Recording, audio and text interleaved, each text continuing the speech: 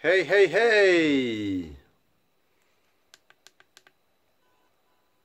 Hop là! Salut à tous, aujourd'hui on se retrouve dans le laboratoire de production de Danny Dan Free. Je fais cette petite vidéo parce que ça fait un petit moment que je suis sur mon atelier, comme j'ai déménagé il y a quelques temps, il y a bientôt un an. Et du coup petit à petit il a évolué, j'ai racheté du matériel, tout ça. Et aujourd'hui je crois que je commence à être un petit peu au top. Donc je fais cette vidéo pour ceux qui viendraient sur mon site ou qui découvriraient ma chaîne pour vous montrer un petit peu à quoi ressemble un atelier de maker et un passionné, parce qu'avec le temps, on achète, on a toujours envie d'en avoir plus. Et là, j'arrive au point où je peux vraiment plus en mettre. Donc, je vous fais un petit tour dans mon 3D Print Shop. Voilà, allez.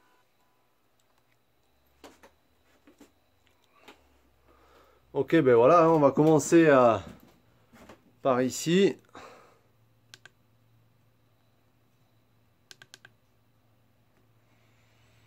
Voilà, on commence par l'entrée qui se trouve ici. Hop, j'arrive dans mon petit atelier. Ici, j'ai toutes mes petites pièces de production.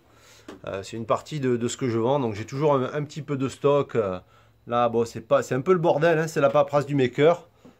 Ensuite, voilà, ici j'ai tous mes câbles USB, une grosse partie des filaments. Alors là, c'est du 2.5 qui traîne ici avec du HIPS et du PVA. La visserie, des petits câbles, des machins, des trucs. Voilà, ça n'intéresse pas grand monde. Ici, c'est le quartier général, c'est là où je reçois toutes mes commandes. Ici, c'est la partie modélisation et là où je crée mes vidéos, je fais les montages, tout ça un petit peu pour proposer ce que je fais.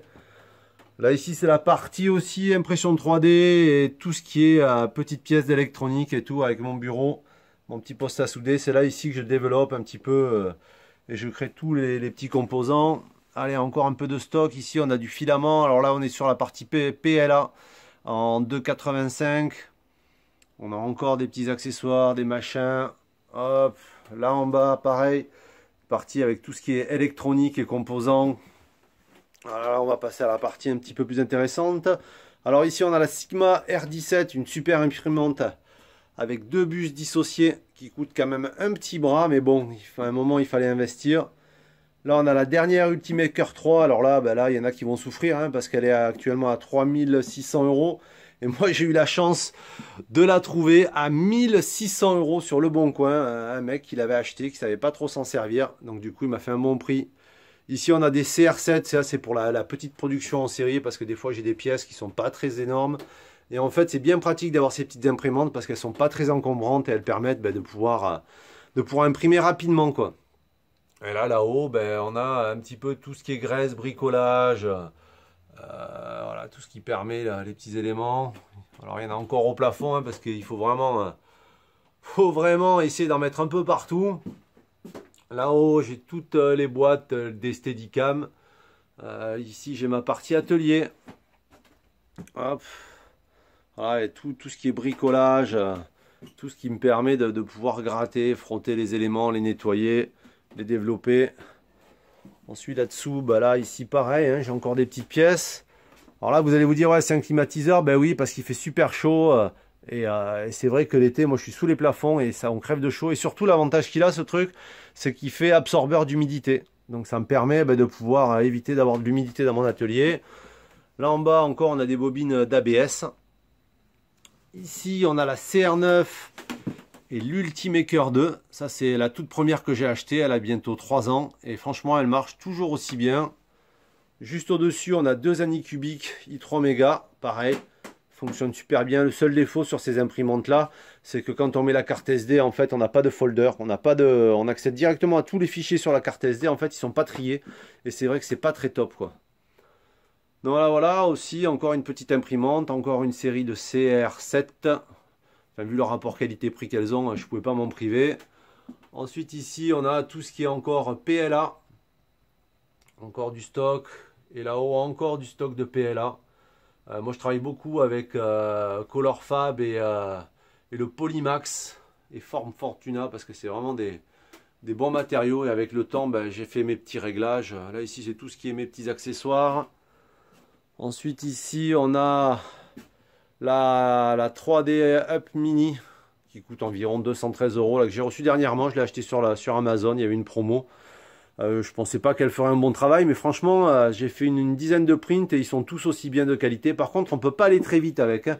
C'est vraiment limité entre 30 et 60 maximum parce que parce qu'elle est faite pour ça et puis c'est pas un truc, c'est pas un cheval de guerre.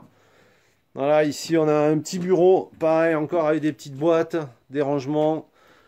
Hop, là il y a tout ce qui est pour les imprimantes 3D, tous les accessoires, toutes les pièces. Je vais pas vous ouvrir tous les bureaux hein, parce qu'il y en a un petit paquet.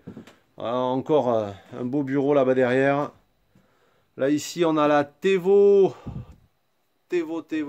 la grande balèze. C'est la Tarantula. Franchement, avec un plateau de, je crois, de 300 par 250, c'est vraiment pour les grosses pièces, quoi. Voilà, après encore, on continue, c'est pas fini, hein. Alors ici, qu'est-ce qu'on a? Alors là-dessous, là on a une petite CNC que j'avais commencé, que j'ai jamais eu le temps de terminer. Ici, on a la Duplicator D7. C'est une imprimante résine. Et j'ai acheté l'écran aussi. Ça fait des super prints pour un rapport qualité-prix exceptionnel, quoi. Là, j'ai la chambre UV. Là où j'ai un petit peu des buses. Voilà, c'est un petit peu une partie. Alors là, ici, on a la Z-Morph. La dernière version. Qui permet d'avoir des buses interchangeables. Et qui permet aussi de faire de la CNC. Attendez, hop, je recadre parce qu'elle est vraiment balèze. Donc pareil, une super imprimante avec un écran tactile. Enfin, voilà, tout ce qu'il faut. Qu'est-ce qu'on a ici? Là, des petits bling bling. Ici, on a encore des matériaux, des petits bling bling. Alors ici, on a la Vertex aussi. Ça, c'est une de mes toutes premières imprimantes que j'avais achetées il y a environ 2 ans, quoi. Et qui a super bien travaillé. Là, elle est en SAV. Là, je suis en train de revoir un petit peu les buses. Là, pareil, on a la Lubos Taz Mini qui coûte environ 1200 € et encore une bonne affaire. Je l'ai trouvé sur le bon coin à 400 € avec les 2 extrudeurs, le flex et le PLA et ABS avec le caisson qui se ferme. Donc là, celle-là, elle est vraiment réservée à l'ABS. Là-haut, on a encore un petit peu des matériaux. Un petit peu là, c'est du 1,75. Voilà, hop, encore des rangements, toujours du matériel. Donc là, on arrive dans le cœur de mon petit business. Donc il y en a vraiment beaucoup. Là, c'est toutes les steady, les caissons étanches, les caméras. Enfin, tout ce dont j'ai besoin pour travailler et développer. Donc il y a quand même une très grosse partie d'investissement qui se fait ici. Parce que, oui, il faut être sur les derniers modèles pour pouvoir proposer des accessoires. Donc des fois, c'est pas du tout rentable. Mais bon, tant que le plaisir est là. Un petit logo de la French Tech, là, ici, là, que j'ai ramené du CES de Las Vegas. Mon petit PC aussi qui traîne quand j'ai besoin de faire, là ici c'est pour tout ce qui est réglage Steadicam, pour les paramétrages, les firmware, tout ça. Un petit scanner 3D, ici aussi quand j'ai besoin de numériser des accessoires. Là encore un petit rangement, ici une partie encore, là il y a 2 PC qui me permettent aussi de bricoler quand j'ai besoin pour pouvoir les mettre à l'extérieur. Un petit laser que j'avais acheté qui me permet lui de faire de la gravure hein, puisque c'est le but du laser. Et ici on a le dernier, c'est le Polysmooth de Polymaker, le Polisher. Et ça c'est fait pour nettoyer toutes les pièces pour les finitions quand j'ai des productions en série et que les clients ils veulent vraiment quelque chose de propre et de nickel. Voilà, je fais appel au Polisher. Voilà, je crois qu'on a fait un petit peu le tour. Hein. C'est pas un grand angle que j'ai, mais bon, mon bureau, mon atelier est pas très grand, mais c'est largement suffisant pour ce que je fais.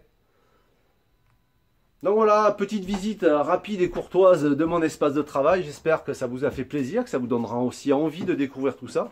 Parce que l'impression 3D, c'est quand même une sacrée révolution. Et ça permet aussi de faire beaucoup de choses. Hein. On dit souvent que l'impression 3D, c'est spécifique. Les gens, ils en achètent une, puis ils la laissent traîner. C'est vrai que je les comprends. Mais aujourd'hui, avec la révolution qu'il y a et tous les sites style Thingiverse et tout, on trouve des pièces pour tout et rien. C'est vraiment une passion... infinie et débordante, et à vrai dire je dois même dire que moi là actuellement j'ai quitté mon taf et je me suis mis à mon compte. J'ai les journées, je les vois pas passer et on peut dire que je travaille du 7 sur 7 parce que je m'arrête pas quoi. Des fois c'est un petit peu difficile mais ça fait partie du truc. Voilà, j'espère que ça vous a plu. On se retrouve pour de prochaines vidéos et puis ça vous permet aussi un petit peu de voir dans quoi je travaille et où j'évolue et où je crée et conçois mes concepts. Voilà. Allez, sur ce, merci à tous de me suivre sur ma chaîne YouTube. Et puis si vous aimez ce que je fais, on est comme pour tous, abonnez-vous à ma chaîne, ça me donnera envie de créer plus de contenu. Voilà, allez, à ciao.